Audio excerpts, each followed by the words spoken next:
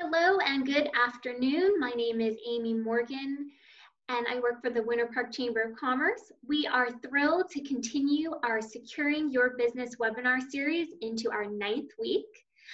If you've joined us for previous webinars, you know that we hope this is your afternoon gathering place, and we encourage you to share who you are and share any updates you may have about your business in the chat box. If you're joining us on Zoom, you can find the chat box on the bottom of your screen by clicking the chat icon. Be sure that the to section of your chat says to all panelists and attendees so we can all see what you're writing.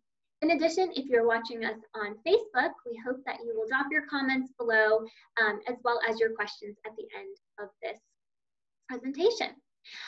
If you're watching this at a later time, thank you for watching on YouTube or Facebook or at the Winter Park Chamber's website. As I mentioned, we are thrilled to be in our 9th week of this series, and today we have a very special presentation that features our very own President and CEO, Betsy Gardner-Eckford. Betsy, so glad to have you featured on today's webinar. Thank you, Amy, and I want to thank you all for spending time with us today. Sorry, you'd think I'd have better Zoom skills after 9 weeks of doing this, but thank you all for being with us, and thank you especially to our team. I gave a talk earlier today, and someone said, "Do you even sleep, Betsy?" And I said, "Of course I sleep. I have the best team in the business running everything." So they do an amazing job, and I'm super grateful for everything they've done to batten down the hatches and deliver the service that Winter Park deserves at a challenging time. So thank you to my team. You know, our mission at the Chamber of Commerce is to convene people and ideas for the benefit of our businesses and our community. And this webinar series was really designed to carry out that mission promise after we'd all been sent home, so to speak, in the 2nd week of March. And I am thrilled that we've been able to deliver this content for 9 weeks now, where we've been able to host government officials like the county attorney, the mayor of Winter Park, the city managers of Winter Park, and even our United States Congresswoman Stephanie Murphy. So thank you to my team for executing to perfection for us to be able to do this every day. There's a lot of work that goes on behind the scenes, and I'm really thrilled that we've been able to carry out our mission. In fact, we've been able to reach more of you through programming and events in the month of April of 2020 than we did in April of 2019. So we are going beyond a bricks and mortar delivery model, and I'm thrilled that we're able to engage our community even better than we did before. I know there'll be things that we take away from this pandemic that we keep doing. There'll be things that we go back to doing the old way, but there will certainly be things that we carry on into our new modes of being. So we are going to talk a little bit today about what the Chamber's done as a result of the pandemic and what steps we've taken to support our businesses, what the climate is in our business community, and then what you may or may not need to tap into in order to accelerate your business's comeback following the emergence of this pandemic. So I'm going to share my screen here for a minute.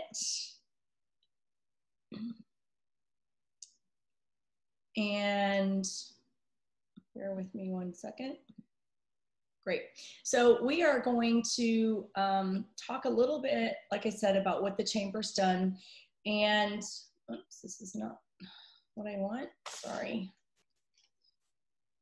My team are probably cringing right now because they usually do this, and I said I could do it myself. And so here we are. Okay, so we've really been in partnership with the community as we've begun the emergence of our response to this pandemic. And so this is all about partnering with the people that we are already in partnership with, creating new partnerships with, and strengthening and deepening other partnerships. So we are thrilled to be in position to do that. I can't get my screen to advance. Let me see. We're having all kinds of problems here today. Here we go. Okay, so where we are is we like to think about this crisis in 3 parts. The first was to assess urgent needs of our community and understand what was emerging and what was happening as things began unfolding in real time. And our top priority there, and you'll see this bear out in our surveys, our top priority there was really driving our members to understand how urgently they needed to access capital. And if you recall our webinars and our videos and our communications back in March, it was all about driving everyone to access capital to really interpret this crisis as a long winter instead of a blizzard. And so we believe we've moved out of chapter 1 of this crisis, which is to assess those urgent needs and to help people connect to capital that can keep their businesses going. Now we're in phase 2, and we have different needs, and we have to interpret those ongoing needs. And you'll see some results in the surveys where we're focused on that. Then we'll move to the important work of delivering Winter Park the recovery that it deserves and really rebuilding the economy following this challenge. Okay, so we want to start by sharing 3 separate sets of survey results with you. The first one we did on March 30th, and this was to understand business impacts. We were fortunate in that 103 small businesses and employees and employers in and around Winter Park responded to this survey.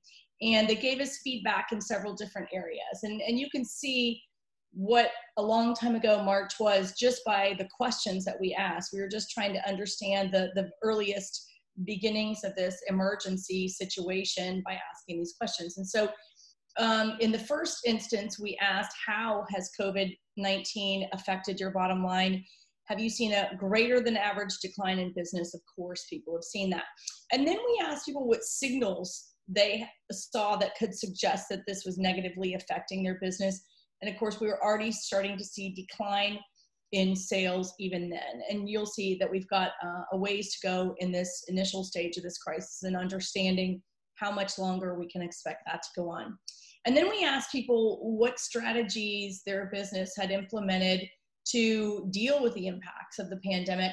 And you can see staffing adjustments here is one of the top responses. Obviously, people delayed investing in projects, and product and service adjustments, all of which will ultimately ripple through our economy.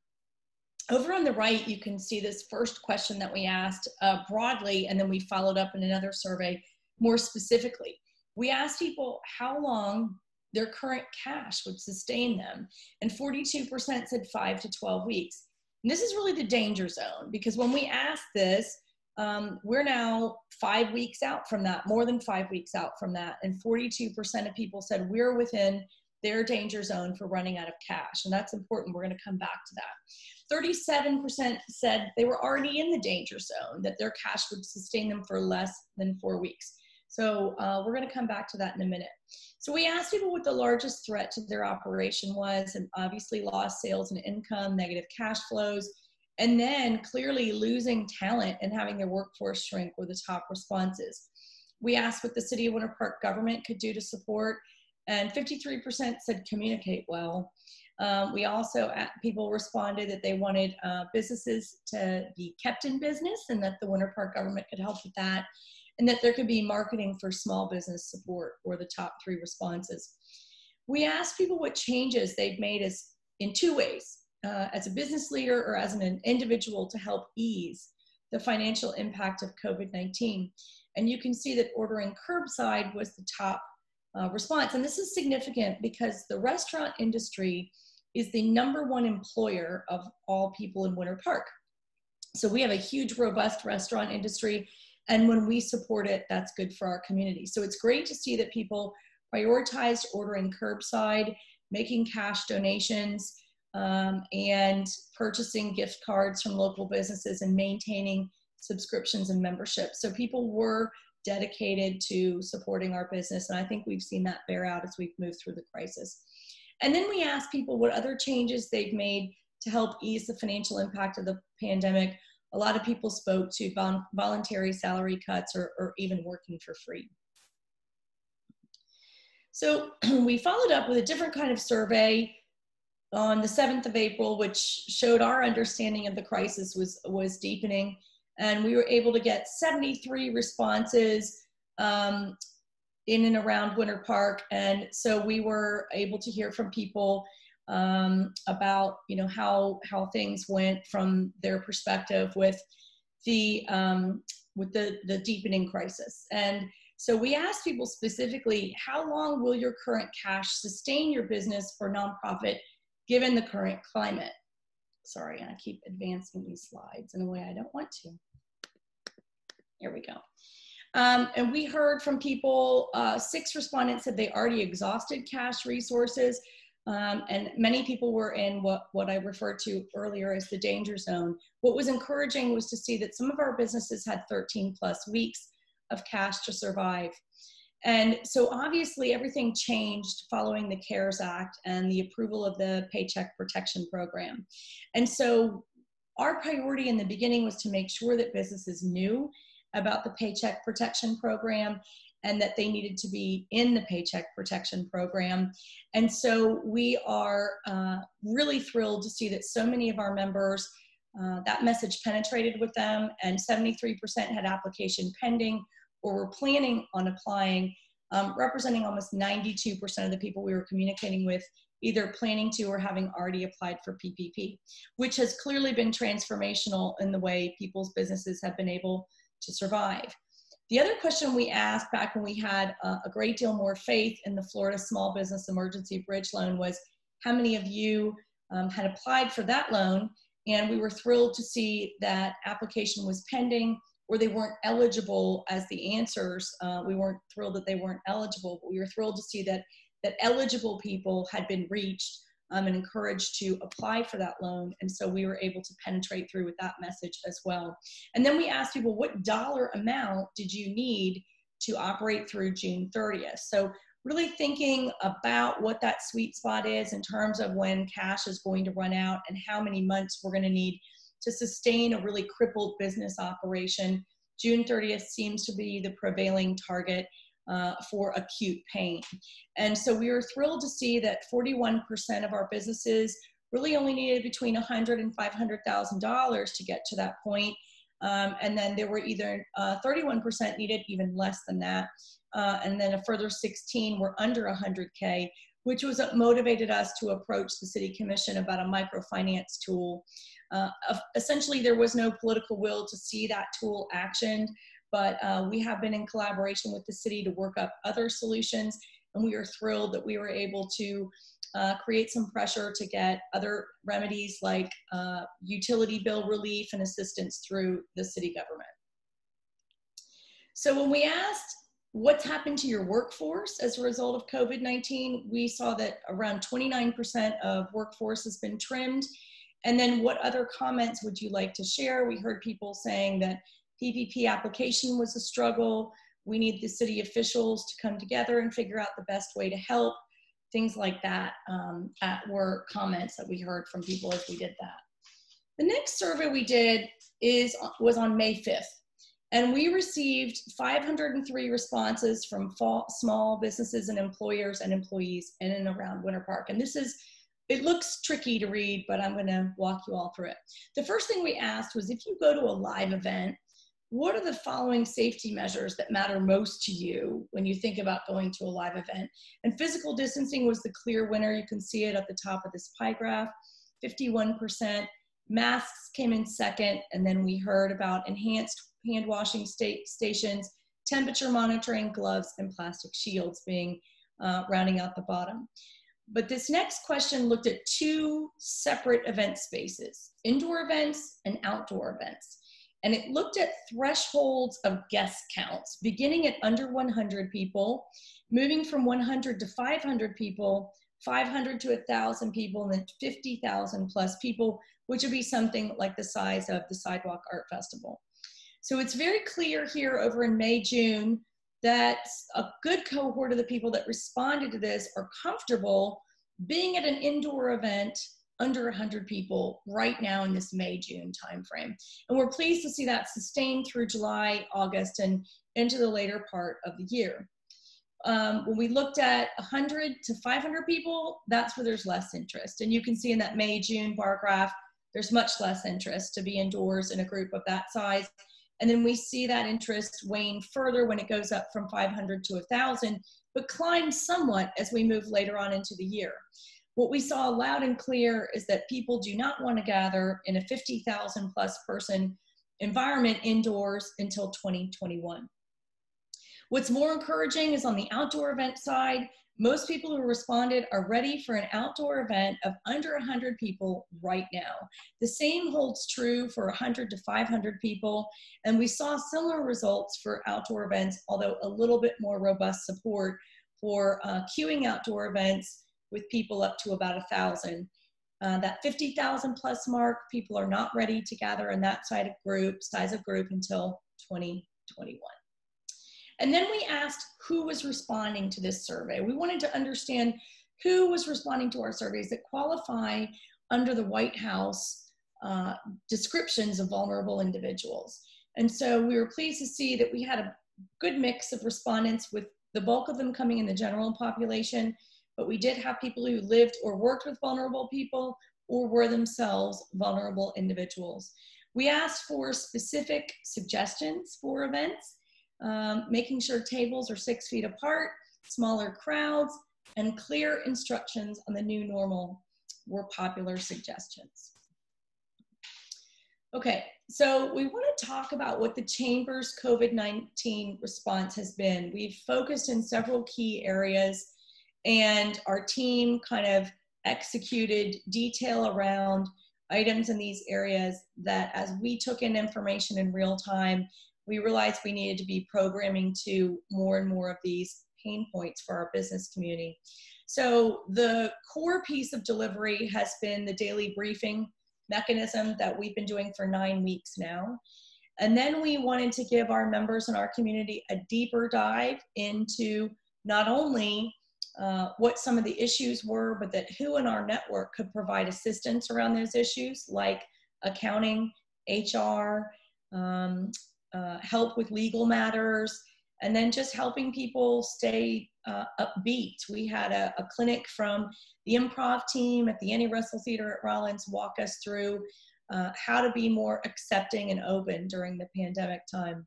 And then we initiated a 501c3 fundraising relief initiative to meet the needs of the business community in Winter Park called Thrive Winter Park. And then we've also been able to deliver our relaunch career reentry program free of charge via webinar. And we've sustained our advocacy efforts and in many ways ramped them up. And then we've been providing reopening support to our community. So that's, in a nutshell, what we've been working on as a team for the past 9 months. And I'll give you a little bit of detail of what that looks like. So our communications team has been extremely hard at work. For 9 weeks, they've delivered 5 briefings a week for a total of 45 briefings. The total number of times a briefing has been opened is 59,500 times. So we are absolutely delighted that we've been able to become a virtual town square in the midst of this crisis and provide a gathering place for people, a sense of support, and a way to connect to information and resources. And we've been able to offer news about our members and what they're doing and how those modifications affect your ability to do business with them. And so we are really excited that we've been able to deliver this type of experience to our community. On the Securing Your Business webinar piece, we've delivered 35 webinars with a total number of Zoom views of 1,265 viewers on Zoom. We had 346 viewers on Facebook and 8,901 views, on YouTube, and then 8,901 views on Facebook. So our total engagement in this webinar series has been 10,512 engagements, and that's really helped us reach a bigger audience than in April of 2019. So this takes us to the Thrive Initiative, which is an initiative that we launched to help meet the needs in our community that weren't quite as obvious to us, and to be able to understand those and meet them quickly. So that was really important for us to be able to do that piece. And so we used our 501c3 arm of the Chamber to do that. And that has been a highly successful initiative with us. I'm trying to find my new, I've realized now I've got the wrong slide set. So I'm trying to move to my right slide set. But we've been very successful initially in bringing business leaders together to create an opportunity to meet these needs and to meet them quickly. So the first part of that initiative was to create a mechanism to feed our frontline. And in doing so, we've been able to feed our frontline healthcare workers, and we've been able to support our restaurants and do that in a way that honors Winter Park locally. So let me see here. I can get back on my little slide set here. So we've been able to deliver 2,159 meals. 29 restaurants were supported, and 5 healthcare facilities were supported through $23,325 of donations in feeding the front line. So we are extremely grateful to the people who've supported the Thrive Initiative. This is only step 1, and that was to create a sustained and obvious piece of support for our frontline heroes, and to make sure our restaurants knew that we supported them during this difficult time as well. Phase 2 of Thrive is an economic study that has been funded by the Edith Bush Charitable Foundation. And that study is ongoing. In fact, tomorrow we're going to send out an all-call to our membership to help us to complete that study. If you work in the retail, construction, or professional services space, we would love to hear from you because we need to complete the study and get a sense of how our community is actually doing in the realm of economic recovery. So we are hoping to present the results of this study, which is going to be interpreted by a team of economists at the Balmoral Group, who are going to be walking through with us what that economic impact looks like, and we can create an actionable roadmap for the way forward for Winter Park out of that. So look for the results of that study, and tomorrow we're going to ask you one more time to complete that study. If you'd be kind enough to do that, it takes between 5 and 15 minutes. So we're looking forward to having the tools to guide our local government into a best practice zone to catalyze and accelerate Winter Park's recovery and give Winter Park the recovery it deserves. On the programming side, we've been able to deliver many of our programs as scheduled. For example, we've been able to complete all of our programming for the current Leadership Winter Park class and deliver youth leaders almost on schedule this summer. We'll be condensing that into a July-only course, but we've been able to continue with our admissions process for youth leaders this summer. And we just did our priority admission for Leadership Winter Park Class 31, which we're pleased is going to continue on schedule at the end of the summer in August. We are continuing to take applications for Leadership Winter Park, and we will hope that you will think about joining us for that group when you can. Our relaunch program, as I said, we've been able to deliver for free in a live online class, and that is through the ability to deliver that through this platform on Zoom. Through that mechanism, we've been able to reach people who've suddenly been told they need to return to work as a result of a loss of income in their family. And we're thrilled that we've been able to create that kind of sustained support for our community as we move through this crisis. So we've been able to be highly successful with that, and we're grateful for the ways that our team has been able to deliver that mechanism as well. On the advocacy side, we've been able to deliver a legislative update. I hope you all joined us last week for that. The legislative update had 2,700 views on Facebook alone, and a further about 150 of you all joined us on Zoom. And we were thrilled to have Scott Maxwell moderate that update, and our legislative delegation was on there to share some of what went on in the session and the COVID-19 crisis response at the state level. We've been able to offer, as I said, several government officials on our webinars, and then we've been spending a lot of time monitoring our new city commission. We've had at least 5 workshop sessions and about 6 commission meetings since the COVID-19 pandemic emerged. And I'd say that's probably about 70 to 80 hours of public meetings that I know our government affairs team and I have attended. We have an activist city commission, and threats to chamber positions include the rescinding of the Orange Avenue overlay. And then last week, there was an open discussion about continuing the library project, which is, as you know, under construction. So lots to do there to keep an eye on what's going on at the commission level. And then I'm pleased to say that we are planning our political mingle as scheduled, and that will be taking place in July. That is being planned as a live event at the moment, so we are thrilled about that. So we've been providing support for the reopening of Winter Park.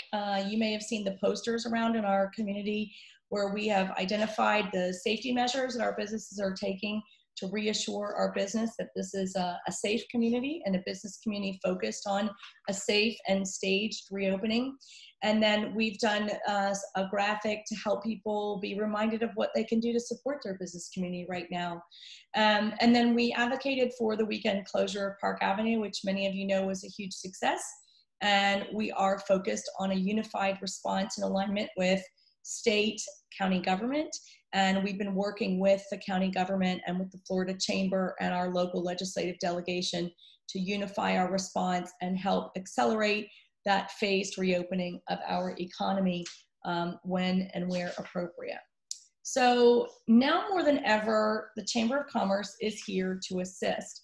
And we are thrilled to be able to continue our robust communications, although we are moving to Monday and Thursday communications instead of every day. So we will continue to deliver member news and modifications to people's businesses. And we are going to be continuing with our programming, including the Hot Seat, Good Morning Winter Park, Leadership Winter Park, Youth Leaders, and Relaunch. Our key connect groups have been formed to help people find people who can help accelerate their path to recovery. And so we are pleased to be able to deliver our programming as good, if not better than before. And then on the advocacy side, we are going to continue to offer support for our library program. We've got an election coming up, and there's a lot to do to educate our public and our businesses about who's in the mix for the upcoming election that needs our attention. And then we will be continuing to work with the city after the rescinding of the Orange Avenue overlay to try to create economic opportunity in a new model there. And then we will be providing our economic study. Our key support for business is going to be focused around our ability to communicate and our ability to provide support in the form of search engine optimization. And we've got a video on how to do our search engine optimization. I'm not able to access it right now, so I'm going to ask Amy if she can pull it up for us and put it on when she's ready. But we are focused primarily on assisting people in a way digitally that we used to do in the old days in a paper directory. Many of you are in our directory as members, and the benefit that you get from that is not only people being aware that you've bought into the chamber, quite literally, but that you're a verified business and that you're a reputable business in our community. I remember my parents' dog-eared, water-stained copy of our chamber directory, which was a vital resource in understanding who we should call for a plumber or a banker or things like that back in the days of my growing up. And we certainly provide that function now. People do come to our directory listing to understand who is a reputable business in Winter Park and who's bought in, if you will, to the chamber. But we provide a really important verification step that is really within the realm of Google. And those of you who are familiar with search engine optimization know that Google gives a ranking to its search results. And Google loves verifiable content. So when we verify in our directory what you say about yourself, it moves you up the ranking for a search result. And so we are thrilled that we are able to provide this search engine optimization through your membership by appearing in our membership directory. And so we've done a brief video to help people understand why it's good to do that. Thanks, Amy. And I'm going to ask you guys to put that on really quick and what you can do to make sure that you've optimized your search engine capability with the chamber. As businesses emerge from the impact from COVID-19, it's important that they use every tool at their disposal to grow and catalyze new business. Search engine optimization is one of the key tools in any weapons arsenal for growing business, and we want you to know about what you've got available as SEO through your Winter Park Chamber membership. SEO is a powerful way to optimize content to be discoverable on your website in organic search results. in your chamber directory listing through the Winter Park Chamber of Commerce, you get a ranking factor that helps improve your SEO. And we want our members to use keywords in their descriptions to help improve that ranking. 50% of our members at the Winter Park Chamber of Commerce don't have keywords listed in their directory listings, and we want that to change. By adding keywords, you can improve direct search results 300 to 500%. So we're going to help you improve the awareness of your business by showing you how to load your keywords into the directory listing at the Winter Park Chamber of Commerce. Loading keywords is simple, and step one is to log on to winterpark.org. There you will click on the Member Center tab and go to the member login. Sign in using your member login information, and if you don't have member login information, reach out to our membership team at winterpark.org or call us at 407-644-8281. Once you're in the Member Information Center, click on the Company Information tab, which is on the left side of the screen. Below the Company Information tab, you will see Website Information. Scroll all the way down to the bottom, and that is where you'll be able to input your keywords. We hope SEO is a valuable tool for you through your Winter Park Chamber membership that you can use to help grow your business. For more information, call us at the Chamber or send us an email at wpcc@winterpark.org.